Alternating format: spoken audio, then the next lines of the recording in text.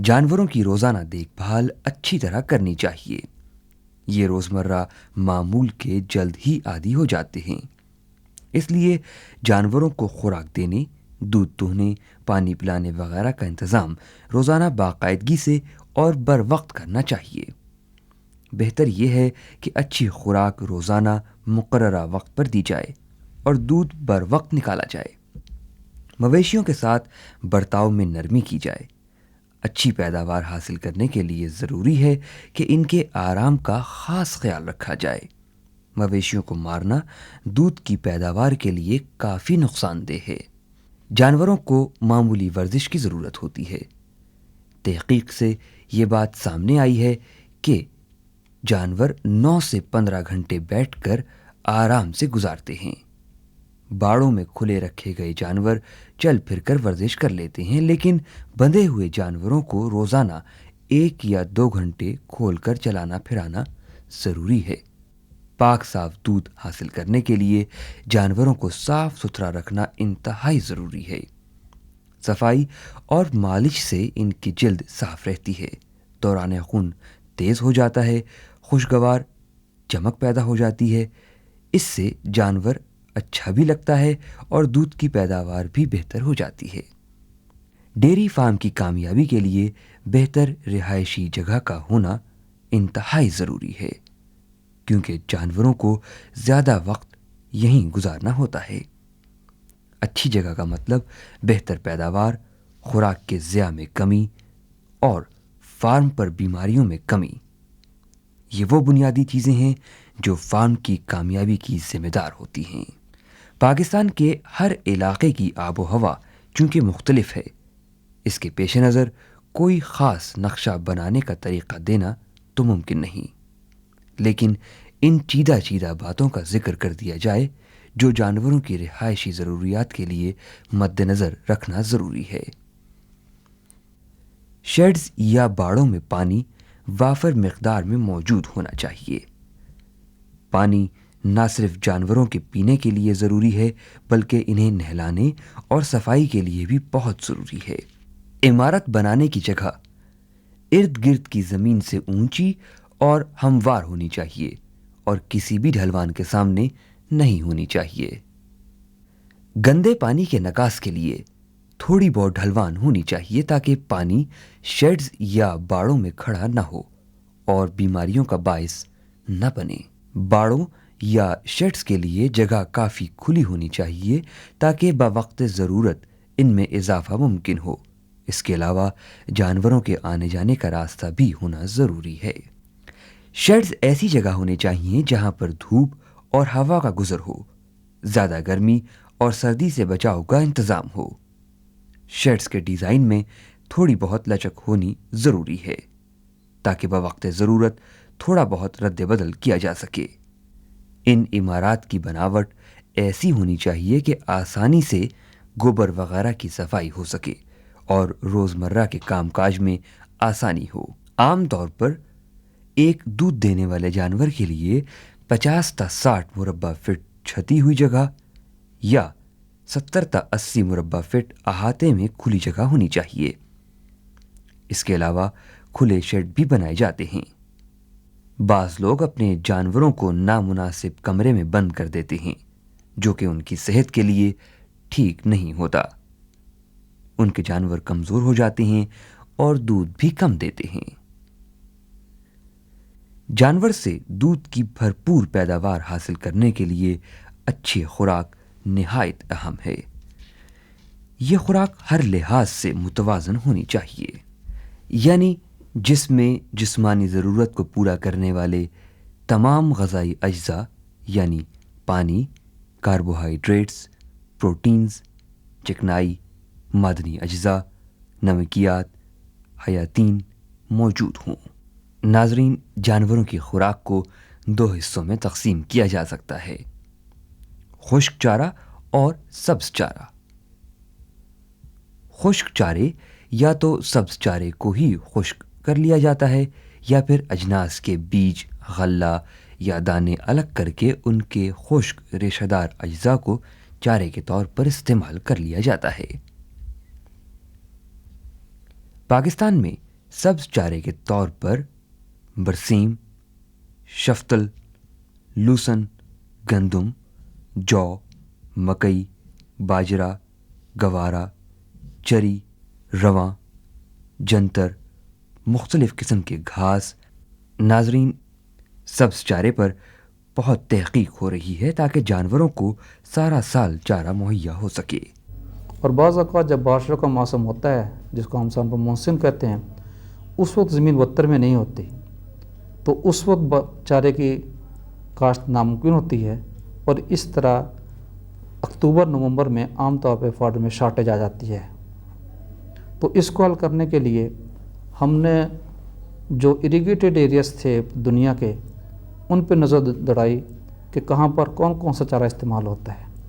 تو ہم نے دیکھا کہ اب جو ڈیری کنٹریز ہیں، آسٹریلیا اور خاص طور پر نیوزی لینڈ اور امریکہ میں سدا بہار کے نام سے ایک چارہ استعمال ہو رہا ہے۔ اس میں یہ صلاحیت موجود ہے کہ اس کو اگر ہم ایک دفعہ کاشت کر لیں تو تمام گرمیوں 4-5 کٹائی دینے کی اہلیت اس میں موجود ہے۔ سدا بہار سوڈان گراس اور چری کا کراس ہے، اور اس کراس سے جو پلانٹ ہمیں حاصل ہوتا ہے، اس کو اگر ہم شروع گرمیوں میں کاشت کر لیں تو ساری گرمیوں ہمیں 4 سے 5 کٹائیاں اس سے حاصل ہو سکتی ہیں۔ ایوریج پیداوار جو ہے 1500 من ایکڑ ہم نے حاصل کیا یہاں پر۔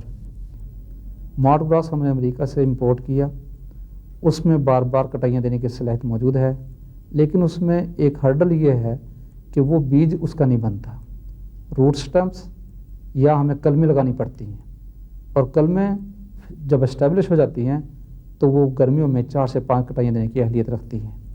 تو اس سلسلے میں ہم نے کچھ ایسے علاقے پن پوائنٹ کیے جو کہ جہاں پر بارشیں زیادہ ہوتی ہیں اور وہ ایکویٹر کے نزدیک ہوں۔ تو فلپائن میں ہمیں ایک ایسا گراس ملا جس کو جو کہ زیادہ سے زیادہ پانی، جتنا مرضی پانی کھڑ رہے، وہ گراس نہیں مرتا، جبکہ دوسرے گراسز مر جاتے ہیں۔ ہم نے وہاں سے اس کو امپورٹ کیا، اس کو پارا گراس کا نام دیا، اور اب وہ گراس اس حالت میں ہے کہ خواہ اس میں 2 مہینے پانی کھڑ رہے، وہ گراس نہیں مرتا، جانوروں کے لیے اچھی چرائی اور اچھی خوراک کا حامل ہے۔ تو ہم ایسے علاقوں میں جہاں پر کہ پانی زیادہ ہو یا فلڈڈ ایریا ہو، واٹر لاکڈ ایریا ہو، اس کے لیے اس گراس کو ریکمینڈ کرتے ہیں، اور زمیندار خوشی سے اس کو استعمال کرتے ہیں۔ دیکھیں جی، بارانی علاقے جات میں چارے کی ہمیشہ کمی رہتی ہے۔ اس میں وہ جو ہماری فصلیں وغیرہ ہوتی ہیں وہ چارے کی ضروریات پوری نہیں کر سکتی، تو اس لیے ہم نے اس میں ایسے ایسے درخت لگائے ہیں جو ہمیشہ چارہ دیتے ہیں، اور اس میں ہم نے سرس اور بیری، ککر، پھلا وغیرہ لگائے، کہو وغیرہ لگائے ہیں۔ تو ان میں سب سے زیادہ ہم نے جو زور دیا ہے اس بات پر دیا ہے کہ ہم یہاں ایپل لگاتے ہیں جو سدا بہار ہوتا ہے اور زیادہ سے زیادہ چارے کی پیداوار دیتا ہے۔ اس کو جتنی بار کاٹیں تو یہ دوبارہ اس کی شاخیں نکال لیتا ہے، اور ہمارے جانور اس کو چرائی کرتے ہیں۔ اس کے بعد ہم اس علاقے میں درختوں کے علاوہ ہم اس علاقے میں گھاس لگاتے ہیں، جو زیادہ گھاس اچھا ہے اس میں سب سے اچھا گھاس یہ دامن گراس ہے۔ تو یہ اس کو ایک دفعہ لگانے سے ہم اس کی پیداوار 10-12 سال تک لے سکتے ہیں۔ ناظرین، آئیے اب خشک چارے کے بارے میں گفتگو کرتے ہیں۔ خشک چارے میں گندم، جو، جئی، چنے کا بھوسا، باجرہ، جوار، مکئی کے ٹانڈے، پرالی اور گھاس پھوس وغیرہ شامل ہوتے ہیں۔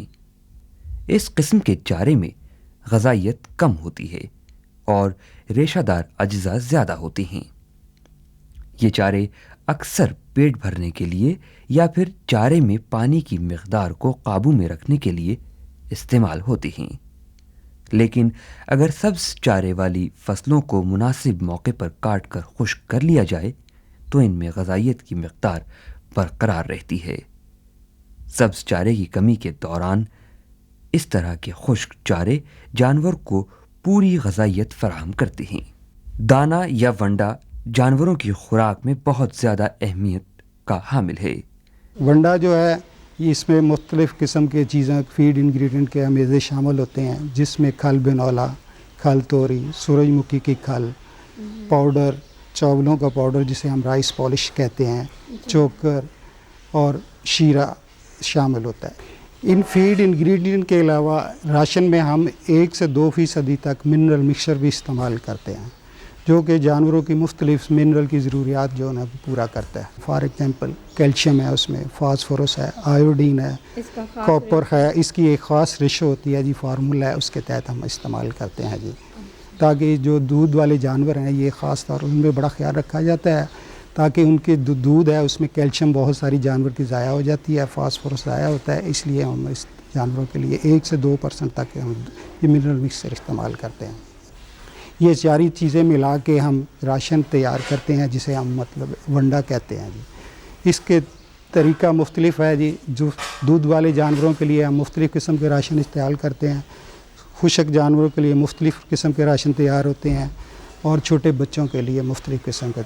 फॉर एग्ज़ाम्पल मैं आपको बताता हूँ कि छोटे बच्चों के लिए जो हम राशन तैयार करते हैं उसमें प्रोटीन लेवल हम तकरीबन 18 से 20% तक रखते हैं जी, और TDN जो है 70 से 72% तक।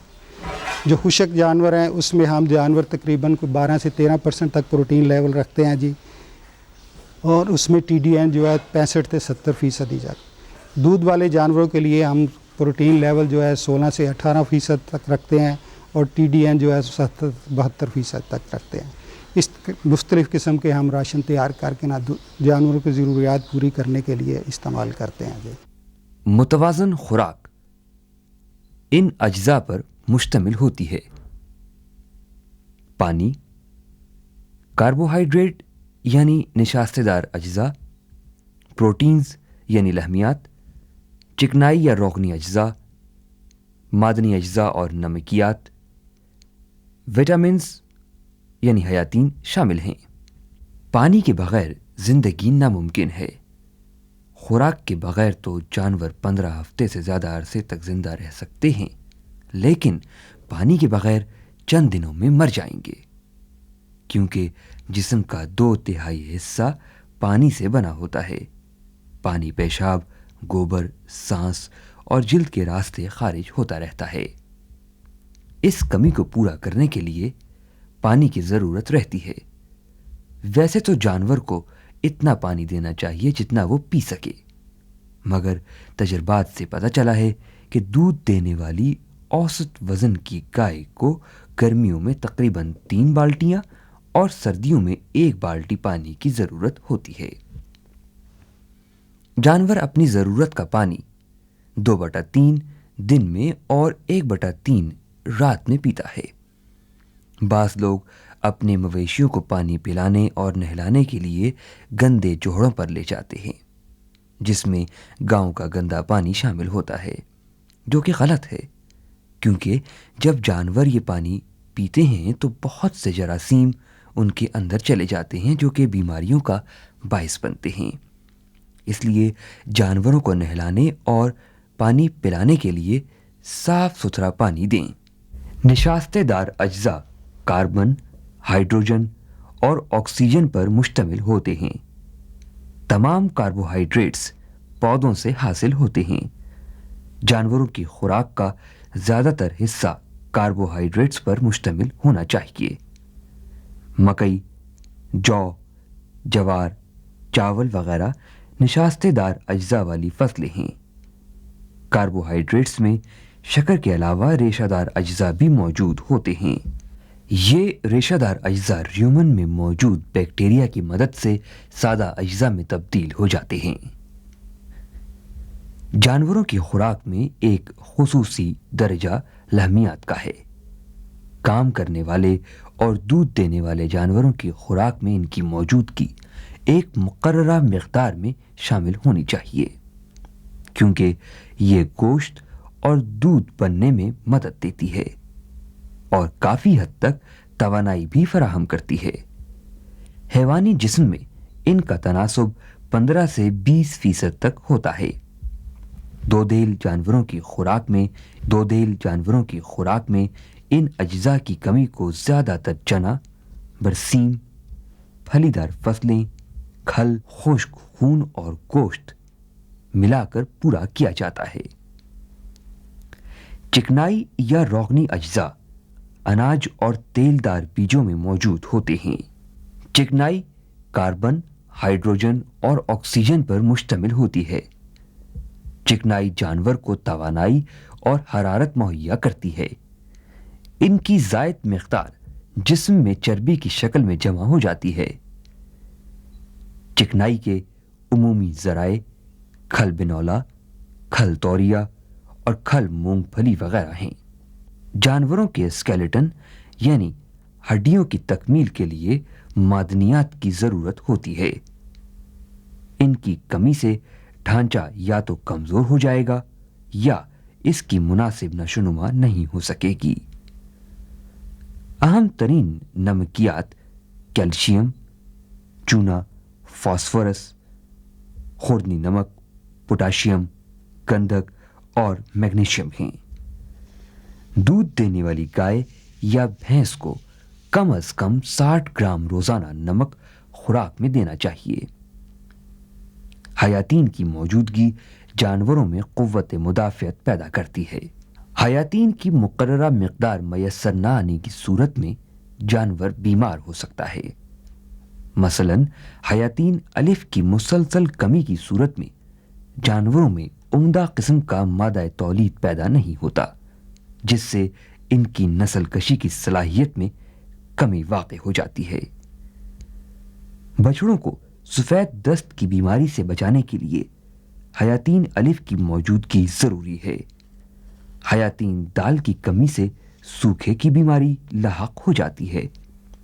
लिहाजा हयातीन की फराहमी जानवरों की खुराक में इंतहाई ज़रूरी है। नाजरीन, ये एक दोदेल जानवर का निज़ाम हज़म है। मुंह के बाद ईसोफेगस है, जिसे खुराक की नाली भी कहते हैं। इसके बाद मैदा है, जिसके 4 हिस्से होते हैं: र्यूमेन, रेटिकुलम, ओमेज़म और एबोमेसम।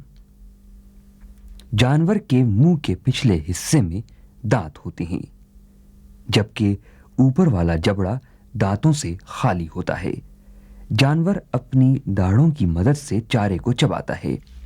जुगाली करने वाले जानवर खुराक को चबाते नहीं बल्कि निगलते हैं, और ये निगली हुई खुराक या चारा पहले हिस्से यानी र्यूमेन में जमा होता रहता है। जानवर उस वक्त तक चारा खाते रहते हैं जब तक कि र्यूमेन खुराक से भर नहीं जाता। र्यूमेन भर जाने के बाद जानवर बैठ जाता है और सुकून से जुगाली करने लगता है। इस दौरान जानवर थोड़ा सा चारा र्यूमेन से मुंह में लाता है और इसको चबाता रहता है, जिसमें मुंह का लुआब भी शामिल होता रहता है। ये चारा अच्छी तरह से चबाने के बाद वापस र्यूमेन में चला जाता है और निगला हुआ मजीद चारा मुंह में लाकर चबाता है। ये अमल उस वक्त तक जारी रहता है जब तक कि सारा निगला हुआ चारा अच्छी तरह से चबा नहीं लिया जाता। र्यूमेन में ऐसे बैक्टीरिया मौजूद होते हैं जो खुराक को हजम करने में मदद देते हैं, जबकि चारे में मौजूद रेशादार अज्जा र्यूमेन में खुराक को हरकत में रखते हैं, और जिसकी वजह से बैक्टीरिया खुराक के तमाम हिस्सों तक पहुंच जाते हैं। याद रखिए, अगर जानवर की खुराक में रेशादार अज्जा मौजूद नहीं होंगे तो र्यूमेन हरकत में नहीं रहेगा, ना ही बैक्टीरिया खुराक हजम कर सकेंगे और इस तरह निज़ाम हजम खराब हो सकता है। नाजरीन, इस तरह चबाई हुई जुगाली शुदा खुराक र्यूमेन से रेटिकुलम में दाखिल हो जाती है, जिसके बाद ओमेज़म और एबोमेसम से होती हुई बड़ी आंत यानी लार्ज इंटेस्टाइन में चली जाती है, जहां पर यह खुराक हजम हो जाती है, जबकि खुराक का कुछ हिस्सा जिस्म से खारिज भी हो जाता है। जो हिस्सा खारिज नहीं होता वो हजमशुदा खुराक कहलाता है। खुराक की हजम होने की सलाहियत हमेशा एक जैसी नहीं रहती, बल्कि चारे की इक़साम की तैयारी और राशन के बनाने की तरकीब के साथ बदलती रहती है। इस तरह खुराक में किसी ایک جز کا اضافہ کر کے جانوروں میں کسی خوراک کے ہضم ہونے کی صلاحیت کو تبدیل کیا جا سکتا ہے۔ مثال کے طور پر اگر گائے یا بھینس کو زود ہضم چارہ کھلایا جائے اور پھر راشن میں گڑ یا چینی کا اضافہ کر دیا جائے تو سبز چارے کو ہضم کرنے کی صلاحیت کم ہو جائے گی۔ اسی طرح کسی اناج کو ابالنے یا پیسنے سے اس کے ہضم ہونے کی صلاحیت بڑھ جاتی ہے، جبکہ خوراک کو کوٹ کر چھوٹے چھوٹے ٹکڑے بنانے سے ہضم ہونے کی صلاحیت میں کوئی تبدیلی نہیں آتی۔ جانوروں کی خوراک کی بنیادی ضرورت گندم کا بھوسا، پرالی کے علاوہ مکئی، جوار اور باجرے کے خشک ٹانڈے سے پوری کرنی چاہیے اور اسے سبز چارے میں ملا کر کھلانا چاہیے۔ گائے بھینس کو اس کے وزن کے مطابق سبز چارہ 40 کلو گرام سے 80 کلو گرام اور بھوسا گندم 3 کلو گرام سے 4 کلو گرام کھلایا جا سکتا ہے۔ اگر سبز چارے کی قلت ہو تو اس کی مقدار کم کر کے خشک چارے کی مقدار بڑھا دینی چاہیے۔ آج کے پروگرام کے اہم نکات یہ ہیں۔ سبز چارے کی جو مقدار میسر آ جائے وہ جانوروں کو ضرور دیں۔ جانوروں کی خوراک میں تنوع یعنی ویرائٹی رکھنی چاہیے۔ خوراک متوازن ہونی چاہیے۔ دودھ دینے والے جانوروں کا چراگاہوں یا کھیتوں میں چرنا بہت مفید ہوتا ہے۔ آمیزے یا ونڈے کے اجزاء کو اچھی طرح ملانا چاہیے۔ خوراک خوش ذائقہ ہو اور اس میں کسی قسم کی بدبو نہ ہو۔ بیماری کے دوران جانوروں کو کس طرح کی خوراک دینی چاہیے؟ شفاخانوں میں ماہرین سے مشورہ کریں۔